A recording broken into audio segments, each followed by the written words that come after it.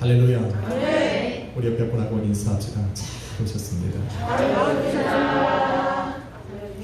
우리 한 번 더 인사합시다. 당신을 위해 좋은 일이 시작되었습니다. 당신을 위해 좋은 일이 시작되었습니다. 네. 제목을 한번 따라 읽읍시다. 나의 기도를 받으시는 주님. 나의 기도를 받으시는 주님. 금요 설교가 지금 여러분의 머릿속에 아직 남아 있습니까? 네. 오늘은 금요일에 이어서 시편 6편의 마지막 구절인 8절로 10절로 은혜를 나누고자 합니다. 주님께 징계와 책망을 받는 것보다 오히려 주님의 침묵과 외면을 더 두려워했던 다윗은 죄 가운데 괴로워하는 자신을 분노가 아닌 궁일로 다스려달라 간청하고 있습니다. 주님의 분노가 어떠함을 알기 때문에 주님의 분노 앞에 서야 할 자신은 한없이 쇠약하고 그 뼈가 떨리고 영혼마저 매우 떨리니 내게 은혜를 베푸시고 나를 고치시며 돌이켜 나의 영혼을 건지시고 사랑으로 구원해 달라 간청했습니다. 이런 나의 간청이 받아들여지지 않고 만일 당신께서 나를 분노로 징계하시고 책망하시면 나는 이미 죽은 자와 같을 것이다 고백합니다. 이런 생각에 잠을 이루지 못하고 밤마다 눈물로 침상과 유를 적시니 그 소리를 나의 대적이 들고 나를 언제나도 치기 위해 준비를 하고 있으니 그 근심이 나를 더욱 슬프고 탄식하게 만든다 고백했습니다. 이런 다윗의 회개와 간구와 탄식에도 하나님은 침묵하고 계셨습니다. 그런데 그런 다윗에게 침묵하셨던 하나님께서 드디어 일하시기 시작하셨습니다. 네. 할렐루야. 네. 다윗의 영혼은 그것을 느꼈고 자신을 위해 다시 일어나신 그 하나님으로 인해서 수척했던 그의 몸과 마음은 힘을 얻었습니다. 그리고는 그 영혼이 힘을 얻어 다시 그 자리에서 일어났습니다. 네. 할렐루야. 네. 오늘 말씀은 그렇게 믿음으로 다시 일어난 다윗이 어떠한 모습으로 참회의 시로 노래했던 그 시편 6편을 마무리 짓는지를 함께 알아가 보려는 것입니다. 네. 아마도 이것은 회개하는 성도들에게 다시 일어날 동기가 될 것이고 네. 다시 일어난 성도들이 어떠한 삶으로 하나님 앞에 서야 하는지를 보여주는 좋은 모범이 될 것입니다. 그럼 이 말씀을 한번 잘 들어보십시오. 매일마다 회개하며 살아가야 되는 저와 여러분에게 우리 하나님께서 기뻐하시는 모습이 무엇인지, 그렇게 회개한 내가 다시 한번 일어날 수 있는 힘이 무엇에서 나오는지, 그렇게 일어난 나는 주님 앞에 어떠한 삶을 드려야 하는지를 알게 되실 것입니다. 지금까지 슬픔 가운데 울며 탄식했던 다윗은 울음과 탄식을 그치고 드디어 승리와 기쁨의 노래를 부르기 시작했습니다. 현악에 맞춰 노래를 부르던 그 노래의 절정에 이른 것입니다. 이 시간까지 오기 위해서 다윗이 혼자 잠잠히 부르던 이 노래에 모든 악기가 동원되었고 모든 사람의 목소리가 연합되어져서 웅장한 소리를 내기 시작한 것입니다. 그 웅장한 소리에 세상이 귀를 기울이기 시작했습니다. 아까 승민이 찬양하는 거 들으셨습니까? 사실은 제가 너무 드리고 싶었던 찬양이었습니다. 오늘 이 시편 6편과 너무나도 잘 맞는 찬양. 그런데 우리 악기팀이 얼마나 센스가 있는지 다 절정 부분에 올라갔어요. 아까 베이스 누가 쳤죠? 사랑이가 쳤어요. 베이스하고 드럼이 탁 나오는 순간 여러분의 마음속에 뭐가 오고, 아 이거 절정으로 가고 있고, 그죠? 그리고 창근이가 사랑이가 참 잘 가르쳤네요. 쫙 그 소리가 나오면서부터 세상에서 우리 마음이 들뜨기 시작합니다. 잠잠히 불렀던 이 우리 승령제의 그 찬양이 절정으로 차고 올라가면서 우리의 마음이 뛰기 시작하는 겁니다. 드디어 시편 6편의 회개와 간구와 탄식하며 노래했던 그 다윗의 노래가 모든 악기와 모든 사람들의 소리가 합쳐지면서 드디어 절정으로 향하고 있는 겁니다. 저는 이 부분을 읽으면서 제 가슴이 뛰기 시작했어요. 탄식하며 불러드렸던 밤마다 슬퍼하며 눈물을 흘렸던 다윗의 인생에 다시 한번 힘이 생기기 시작한 겁니다. 왜냐하면 하나님이 일하시기 시작했죠. 할렐루야. 시편 42편 8절에 이런 바와 같이 장성이 있어 생명의 하나님께 기도하던 그 밤을 다시 맞이하는 겁니다. 어제까지만 해도 그 밤에 그가 흘리는 눈물로 인해서 그 밤이 적셔지고 그 밤에 탄식으로 흘려나왔던 그 밤이 이제는 하나님께 생명을 드리고 찬양을 드리고 기쁨을 드리는 밤으로 바뀐 것입니다. 눈물로 떠다니던 그들의 찬상에서는 다시 한번 시편 149편 5절에서 노래함 같이 기쁨과 찬송의 소리가 다시 울려주기 시작한 겁니다. 할렐루야. 저와 여러분의 인생의 절정이 있다면 바로 이것입니다. 하나님을 향한 찬양과 감사와 기쁨인지가 바로 그것이 저와 여러분의 인생의 절정임을 믿습니다.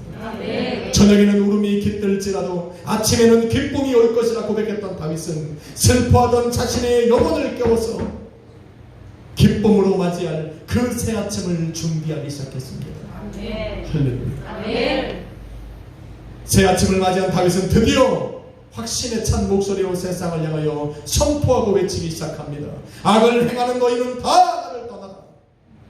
하나님께서 여호와께서 내 울음 소리를 들으셨도다. 여호와께서 내 간구를 들으셨으며 여호와께서 내 기도를 받으시리로다. 할렐루야. 내 모든 원수들이 부끄러움을 당하고 심히 떨며 갑자기 부끄러워 물러가리로다. 오늘 저와 여러분이 나눌 본문입니다. 이것을 노래하는 다윗의 마음, 다윗의 모습이 상상이 되어지십니까? 어제까지는 슬픔 중에 눈물을 흘리며 탄식하며 침상을 졌었던 다윗이 이제는 그 침상에서 다시 일어나서 세상을 향하여 선포하는 겁니다. 악을 행하는 너희는 다 나를 떠나라. 이렇게 선포한 다윗은 회개하며 꿇었던 무릎을 다시 펴고 일어나 자신의 인생을 얼룩지게 한 죄악을 자신의 삶에서 청소해내기 시작한 겁니다. 내 인생에서 나가는 겁니다. 내가 너와 상관할 일이 이제는 없다. 나를 떠나라. 과감하게 선포하는 겁니다. 할렐루야. 진정한 회개를 드리는 사람은 삶의 변화가 일어나야 합니다. 생각과 마음으로만 죄를 미워하고 죄악으로 무너진 인생을 슬퍼만 하고 있어서는 안 됩니다. 여러분, 예수님께서 하나님의 성전이 장사치들로 인해서 더럽혀진 것을 보고 가슴만 아파한 것이 아닙니다. 성전을 더럽힌 자들에게 분을 내시고 채찍을 만들어 그들을 내어 쫓으셨습니다. 돈 바꾸는 자들의 상을 엎으시고 비둘기를 파는 자들의 상을 엎으시면서 성전을 다시 깨끗게 하셨습니다. 회개란 죄로 더럽혀진 인생을 후회만 하는 것으로 끝나서는 안 됩니다. 무너진 인생을 다시 보수하여 온전한 상태로 회복시키시는 것까지, 회복하는 것까지가 바로 회개입니다. 회개합시다. 회개라는 것은 눈물만 흘리는 것이 아니라 그 자리에서 일어나서 회개하기 이전의 삶으로 회복되는 것입니다. 그러므로 죄의 회개를 통해서 죄와 분리되고자 하는 성도들은 마음과 생각으로만 죄를 미워하는 것이 아니라 삶 속 깊숙이 자리 잡은 그 죄를 철저하게 내어 쫓아야 합니다. 주인으로든 손님으로든 지나가는 행인으로든 더 이상 나의 인생에 들어오지 못하도록 냉정하고 과감하게 내어 쫓아야 합니다. Get out! 좀 고급지게 합시다. Get out! 나가라는 겁니다. 할렐루야. 다윗은 자신이 이렇게 죄를 냉정하고 과감하게 내어 쫓을 수 있었던 이유는 여호와께서 내 울음소리를 들으셨기 때문이라 말을 합니다. 여러분, 아버지의 귀에 들린 자녀의 울음소리는 그 울음소리를 들은 아버지에게 그 어떤 통역도 필요치 않게 합니다. 자신을 향해 우는 자녀의 울음소리는 아버지의 귀에 자신의 사랑이 필요하다는 것처럼 들리기 시작하기 때문입니다. 긍휼과 자비가 필요하다 말하는 것으로 들리고 보호와 인도를 요청하고 있는 소리로 들리기 때문입니다. 할렐루야. 이것을 모르면 아버지도 아닙니다. 또한 이러한 소리를 듣고 있음에도 외면한다면 아버지라 말할 수도 없습니다. 아버지는 이것을 알고 있기 때문에 자녀의 울음소리가 들리면 그곳으로 달려가서 아무런 이유를 묻지 않고 그 자녀를 품에 안아버립니다. 그런데 진정한 자녀는 아버지가 그 품으로 자신을 왜 안는지를 알아야 합니다. 그래야 자녀입니다. 이것을 모르면 또 자녀라 말할 수도 없습니다. 사랑을 필요로 했으니 사랑을 주겠다는 의미 아닙니까? 긍휼과 자비를 필요로 했으니 내가 긍휼과 자비로 너를 안겠다 지금 말하는 거 아닙니까? 보호와 인도를 요청했으니 내가 너를 보호해 줄 것이고 너의 걸어가는 길에 내가 동행해 줄 것이라고 지금 말하고 있는 것 아닙니까? 이것을 모르면 자녀라 말할 수가 없습니다.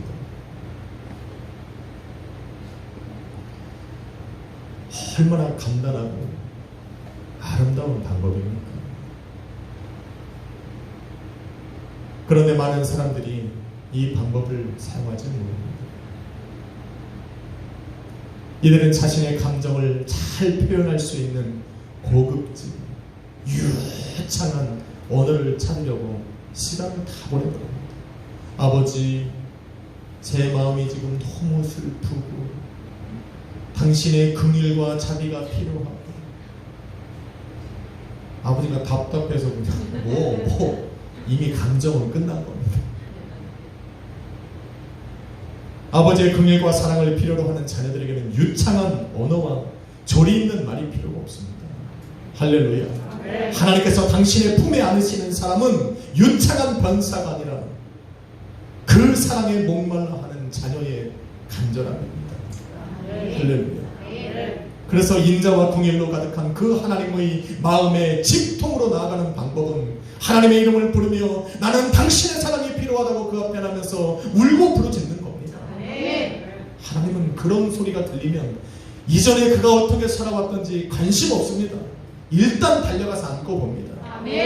집 나갔던 탕자가 모든 것을 탕진하고 돌아왔을지라도 저 상구가 먼 자리에서도 자녀의 모습이 보이면 달려가서 안을 수밖에 없는 것이 아버지입니다.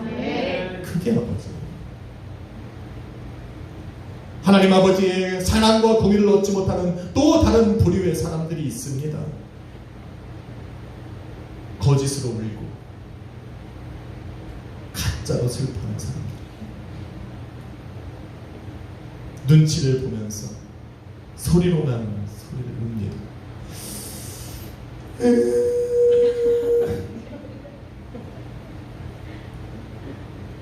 여러분 안 해보셨어요? 나만 그런 거죠. 저도 해봤어요. 엄마가 보이면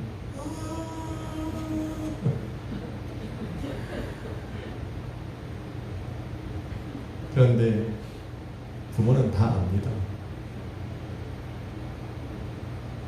여러분, 본문에서 다윗이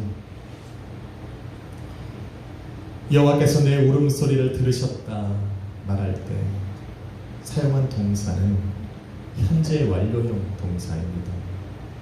자꾸 문법을 이야기해서 죄송한데 이 안에는 엄청난 의미가 있습니다. 현재 완료라는 것은 과거에 시작된 것이 지금까지 이어져 내려온다는 겁니다.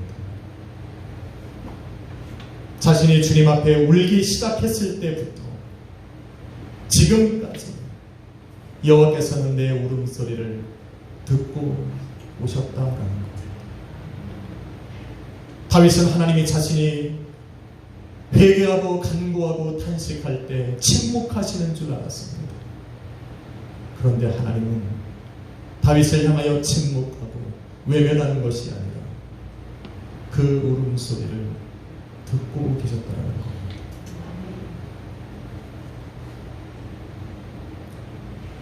자신을 부르고 자신의 이름을 부르는 다윗의 기도가 진짜인지 가짜인지를 판단하고 계시는 겁니다.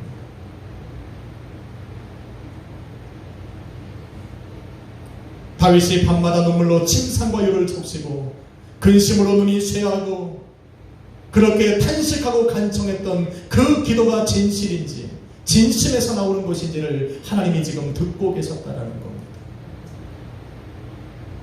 그런데 다윗은 오히려 자신의 그 울음소리를 듣고 들어오고 계셨던 그 하나님이셨기에 오히려 하나님으로부터 응답이 올 것이라는 확신으로 산 겁니다.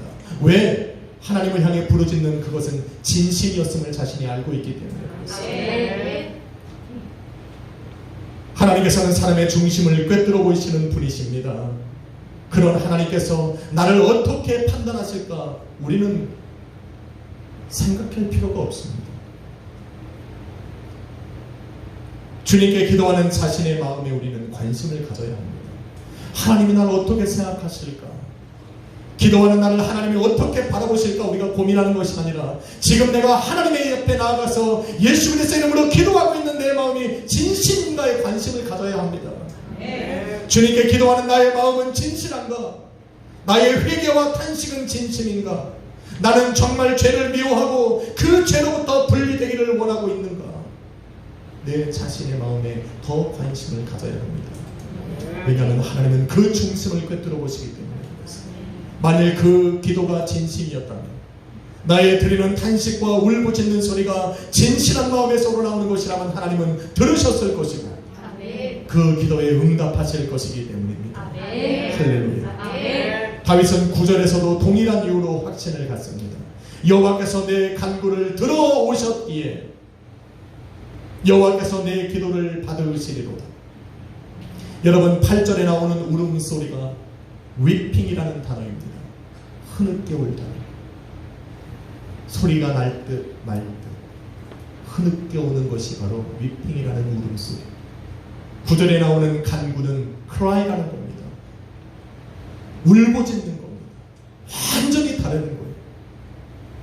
다윗은 하나님께서 자신이 흐느껴 울 때도 듣고 계셨고 소리를 내어 울부짖을 때도 변함없이 듣고 계셨다고 지금 고백하고 있는 겁니다. 여호와께서 자신이 신음소리와 울부짖는 소리를 지금까지 들어오며 오셨기에 들으시며 지금까지 오셨기 때문에 자신의 그 진실한 참여의 기도를 받아주셨다라고 하는 확신을 갖게 된 겁니다. 할렐루야. 주님의 이름으로 기도하는 사람들이 가져야 할 마음입니다. 여러분 얼마나 많은 사람들이 의미 없는 기도를 드리는지 모릅니다. 자기 자신조차 의미를 두지 못하는 기도를 드리는 겁니다. 자신이 하는 그 드리는 기도에 하나님이 응답을 하실지 안 하실지 아무런 관심이 없는 그런 기도. 나는 그냥 하는 거고 응답을 하든 안 하든 하나님은 상관이 없는 거예요. 이런 의미 없는 기도를 드리는 사람들이 참 많습니다.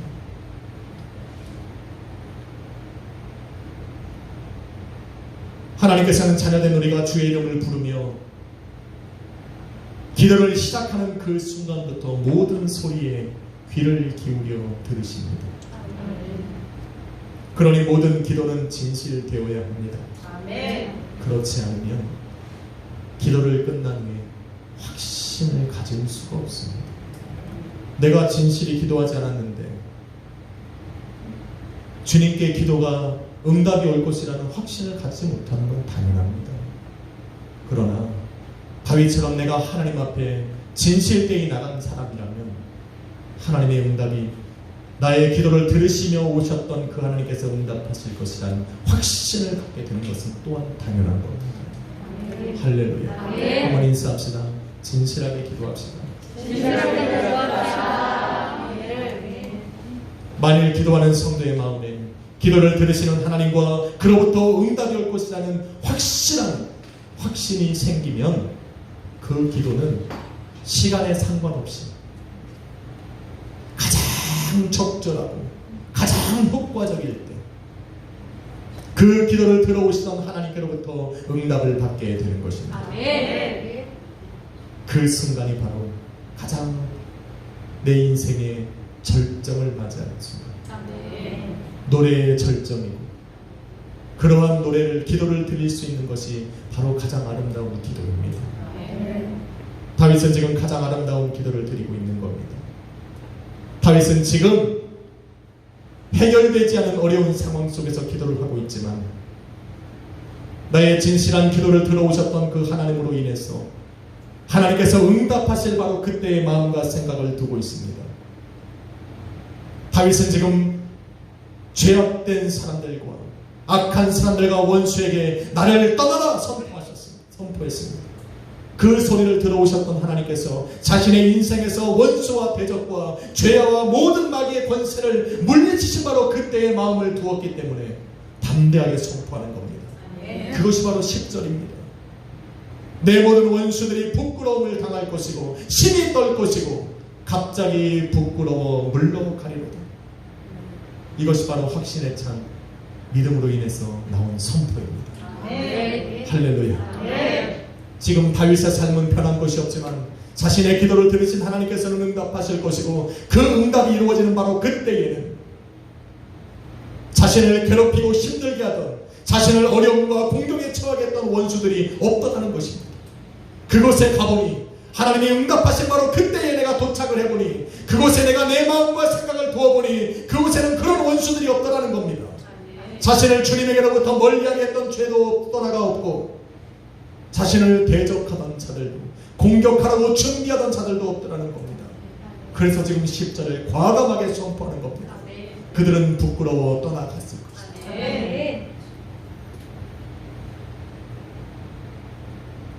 참회의 시로 노래했던 시편 6편은 이렇게 막을 내립니다. 그 웅장했던 소리도 이제 마지막 소절이 끝나고 세상은 잠잠합니다. 회개의 무릎을 꿇고 간구와 탄식의 눈물을 흘리며 수많은 밤을 지새웠던 다윗은 그랬던 자신을 기억합니다.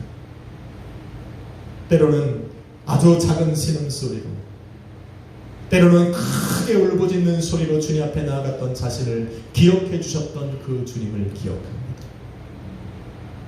자신의 기도를 들어오셔서 이제는 그 기도에 응답하셨던 그 하나님을 믿음으로 바라보며 이제는 회개로 꿇었던 그 무릎을 일으켜 세웁니다. 그렇게 다윗은 세상 앞에 다시 한번 당당히 섰습니다.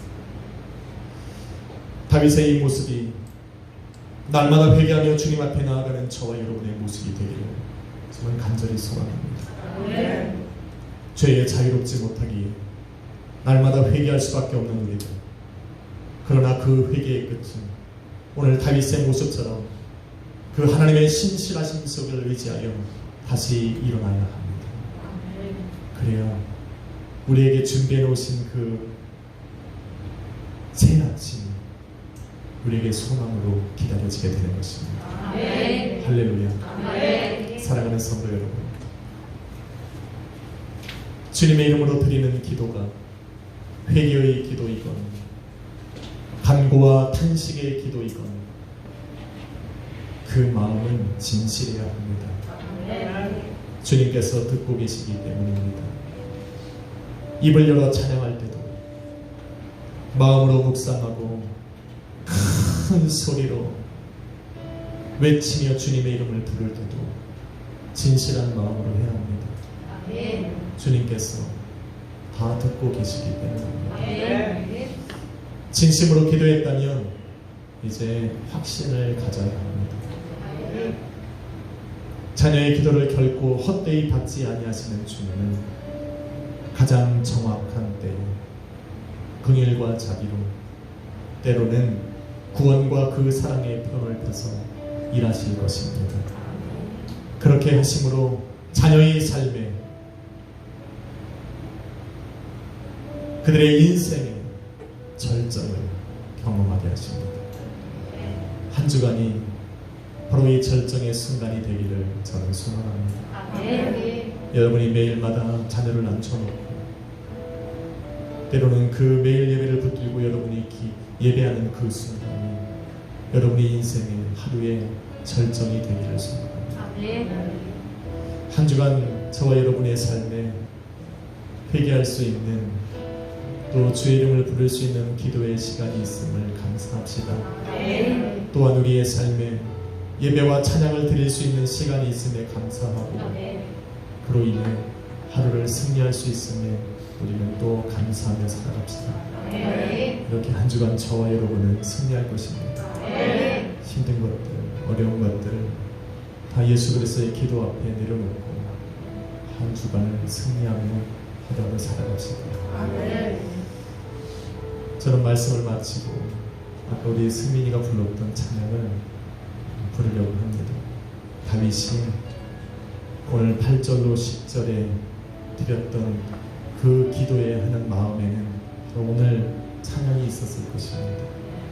오늘 이것이 여러분의 고백이 되고 확신이 되어서 한 주간 승리의 길을 걸어가시기를 주님의 이름으로 부탁을 드립니다. 기도하겠습니다. 걸어가시는 아버지 하나님, 회개하며 단식하며 무릎을 꿇었던 다윗이 자신의 기도를 들어오셨던 그 하나님을 기억하며 꿇었던 무릎을 세워 확신과 믿음으로 세상을 향해 선포했듯이 우리 성도님들 오늘도 회개하는 마음으로 주님 앞에 나왔습니다. 예수 그리스도의 보혈을 의지함으로 예배를 통하여 나의 기도를 받으시고 마음을 받으시고 믿음을 받으신 주님께서 나의 삶을 회복시키심을 믿고 이제는 승리의 함성을 즐기길 원합니다. 그 마음에 믿음의 확신을 주시고 날마다 나의 삶을 회복시키시는 주님으로 기뻐하게 하여 주옵소서. 다윗의 고백이 우리 모든 성도들의 고백이 되길 소망하며 예수님의 이름으로 기도했습니다. 너는 나의 노래이니